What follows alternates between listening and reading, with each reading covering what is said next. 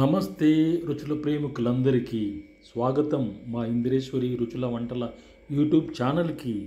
ఇంటి రుచులు hotel taste అన్న మాటలు మా ఛానల్కి పక్కా సరిపోతుంది గురువు.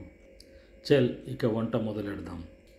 ఇక సింపుల్గా ఇంట్లోనే చేసుకోగల వీగన్ పప్పు కూర తయారు చేద్దాం పదండి.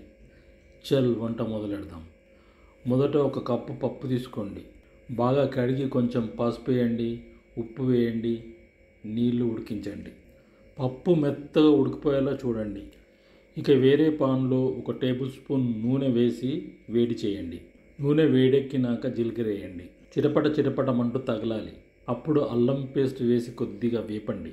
తర్వాత వెల్లుల్లి పేస్ట్ వేసి సువాసన వచ్చే వరకు వేగించండి. ఇప్పుడు చిన్న ముక్కలుగా తరిగిన టమాటాలు వేసి మృదువుగా అయ్యే వరకు బాగా వండండి. టమాటా బాగా ఉడికినాక ఆ తాలింపును మన పప్పులో వేసి కలపండి. ఇంకా 5 నిమిషాలు మరిగించండి. అంతే, రుచుల విందు రెడీ. ఇక చివరకు కొత్తిమీరతో అలంకరించి వేడివేడి పప్పును వడ్డించుకోండి. వీడియో చూసినందుకు చాలా థ్యాంక్స్ బ్రదర్. ఈ వంట నచ్చితే లైక్ చేయండి, షేర్ చేయండి, సబ్స్క్రైబ్ చేయడం మాత్రం మర్చిపోవద్దు గురు.